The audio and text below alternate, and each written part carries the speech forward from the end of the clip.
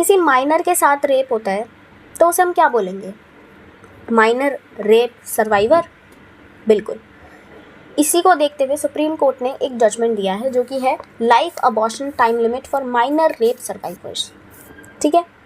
अब ये MTP क्या है? MTP है आपका medical termination of pregnancy. Termination क्या है?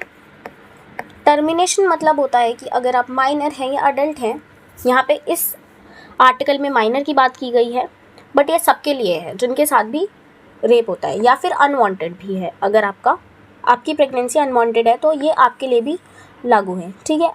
Medical termination of pregnancy, unwanted pregnancy को ख़त्म करना। ठीक है। नहीं चाहते आप तो आप उसको अबॉर्शन करा सकते हो। तो ये इसलिए एक्ट आया था, MTP एक्ट 1971। ओरिजिनल एक्ट आपका 1971 में लाया गया था।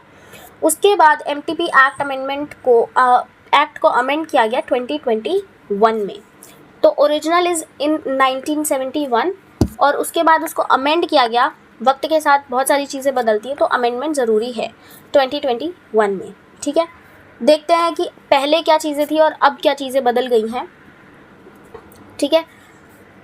कंट्रासेप्टिव फेलियर्स, प्रेगनेंसी को रोकने के लिए कंट्रासेप्टिव पिल्स, दवाइयाँ बहुत सारे लोग लेते हैं। अगर वो फेल हो जाती किसी कारणवश तो आपको प्रेगनेंसी होगी, बट आप उस प्रेगनेंसी को नहीं चाहते हो, वो अनवांटेड आपकी प्रेगनेंसी हो चुकी है एंड आप अबॉर्शन के लिए अप्लाई करते हो। तो ये पहले जो एक्ट आया था ये सिर्फ मैरिड वुमेन्स के लिए आया था। ठीक है। कि इन केस आपकी अगर कॉन्ट्रासेप्टिव फेलियर हो जाता है तो आप करवा सकते हो अबॉर्शन। बट इन 2021 ये अनमैरिड वुमेन्स के लिए भी आ गया कि unmarried womens are also covered in this, because rape victims भी होते हैं। ठीक है। किसी के साथ गलत भी हो जाता है, कोई आजकल लिविंग का भी काफ़ी कल्चर है। ठीक है। तो ये सारी चीज़ें भी होती हैं। इसके बाद जो सेकंड पॉइंट था वो था gestational age limit. Gestational age limit का मतलब है 20 weeks for all indication. Like 20 weeks का अगर आपकी प्रेगनेंसी है तो आप अबॉर्शन करा सकते हो, लेकिन इसको बढ़ा दिया गया 2021 में 24 weeks for rape survivors beyond 24 weeks for substantial fetal abnormalities. पहली चीज़ 24 वीक्स किसके लिए किया गया? जो रेप सर्वाइवर्स हैं, एंड 24 वीक्स उनके लिए भी कर दिया गया जिनके बेबी को, जिनके प्रेगनेंसी में कोई दिक्कत है, एबनॉर्मलिटीज़ है। ठीक है। तो इसलिए ये कर दिया गया। Medical practitioner opinions required before termination. तो ये तो बहुत ज़रूरी है, आपको मेडिकल प्रैक्टिशनर का ओपिनियन लेना बहुत ज़्यादा ज़रूरी है ना। तो पहले ये जो RMP क्या है? Required medical practitioner, sorry registered medical practitioner. ठीक है। रजिस्टर्ड होना चाहिए वो। और ये 12 वीक्स तक था। ठीक है।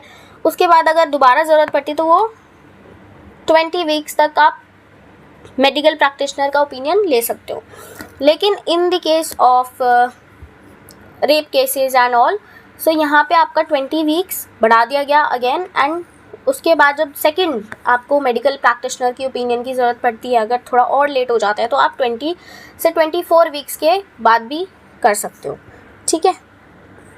Breach of the women confidentiality. ठीक है। आप किसी महिला की प्राइवेसी को हार्म कर रहे हो, अगर किसी भी तरीके से उनकी जो इमेज है उनको उसको ख़राब कर रहे हो, डिग्निटी को हार्म कर रहे हो, तो आपको फ़ाइन देना पड़ेगा 1000 रुपीज़ का, और ये बढ़ भी सकता था। उसके बाद जो 2021 में एक्ट आया उसमें अमेंडमेंट किया गया, उसमें फ़ाइन के साथ साथ आपको जेल भी होगी 1 साल की। अब इसी के साथ हम देखते हैं कि ये चर्चा में क्यों आया है दोबारा से अमेंडमेंट एक्ट। ये चर्चा में इसलिए आया है क्योंकि अभी रिसेंटली सुप्रीम कोर्ट ने एक माइनर थी जिनको 30 वीक्स हो चुके थे प्रेगनेंसी में, 15 साल की बच्ची थी वो। ठीक है। तो 30 वीक्स हो चुके थे। पहले तो आइडेंटिफाई नहीं कर पाए कि प्रेगनेंसी है नहीं है, क्योंकि पीरियड्स में हो चुके थे। एंड जब आपको पता ही होगा, जब आप जुडिशरी के पास जाते हो, जब आप इन सब चीज़ों में जाते हो तो आपको बहुत ज़्यादा टाइम लगता है। ठीक है। एंड चेकअप होने में भी बहुत ज़्यादा टाइम लगता है, बहुत सारे प्रोसीजरल होते हैं, तो इसलिए वो पता ही नहीं लगा और टाइम बहुत ज़्यादा निकल गया और 30 वीक्स हो चुके हैं। तो सुप्रीम कोर्ट ने क्या कहा कि आप टर्मिनेट कर सकते हो अपनी प्रेगनेंसी, बिकॉज़ वो एक माइनर है, 15 ईयर्स की बच्ची है। ठीक है। और 30 वीक्स है। अगर इससे कम भी होती तो भी यही जजमेंट होता। इससे ज़्यादा 30 वीक्स हो चुकी है, तो इसीलिए ये सुप्रीम कोर्ट ने उस बच्ची की डिग्निटी और उसकी लाइफ को देखते हुए ये जजमेंट दिया है। इसीलिए ये एक्ट दोबारा से चर्चाओं में आया है और ये हमारे लिए इम्पॉर्टेंट है। आपको पता होना चाहिए MTP एक्ट कौन सा है, ठीक है, 1971 में आया था। MTP एक्ट अमेंड कब हुआ था? तो अमेंड हुआ था आपका 2021 में। क्या क्या चीज़ें इसमें बदली हैं 2021 में, ये आपको पता होना चाहिए। तो Supreme Court of India urged union government to amend abortion law and remove time limit. Abortion law को अमेंड करने के लिए सुप्रीम कोर्ट ने कहा है जो भी माइनर केसेस आते हैं, ठीक है, क्योंकि उनकी पूरी लाइफ अभी बची हुई है ना।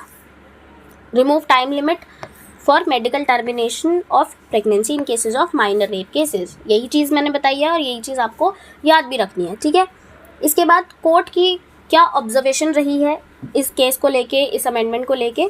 तो डिसीजन, कोर्ट ने कहा है कि जो डिसीजन होगा, टर्मिनेट करना है, नहीं करना है, कैसे करना है, वो सारी चीज़ें सर्वाइवर यानी कि जिसके साथ वो चीज़ हुई है, जो प्रेगनेंसी कैरी कर रही है, ठीक है, एंड पेरेंट्स और गार्जियन, उनके पेरेंट्स या गार्जियन पे डिपेंड करता है, सर्वाइवर पे डिपेंड करता है, एंड नॉट डॉक्टर्स और state to decide what is best. ना तो डॉक्टर डिसाइड करेंगे, ना ही स्टेट। डॉक्टर्स भी देखा गया होगा कि आपने देखा होगा डॉक्टर्स भी ऐसे मना कर देते, नहीं आपकी लाइफ को खतरा है, आप नहीं टर्मिनेट कर सकते हो, इतने वीक्स की हो चुकी है प्रेगनेंसी, तो अब आप टर्मिनेट नहीं कर सकते हो, आपकी बॉडी को डैमेज होगा and all.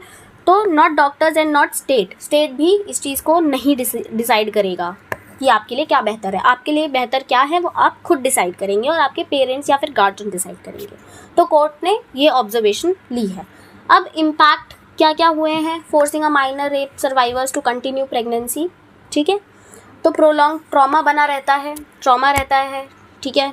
First she was the victim of this rape, है ना, उसके बाद उसको एक जो उसके साथ गलत काम हुआ उसकी गलती की सज़ा भी उसे अब भुगतनी पड़ रही है, और जब वो कैरी करेगी उस प्रेगनेंसी को तो उसको लाइफ लॉन्ग इस चीज़ का सदमा रहेगा। लीव्स परमानेंट साइकोलॉजिकल स्कार, वो चीज़ उसको परमानेंटली हार्म करती रहेगी, ठीक है, उसको वो फियर बना रहेगा, ठीक है, उसको वो फ्लैशबैक्स आते रहेंगे, ये सारी चीज़ें हैं।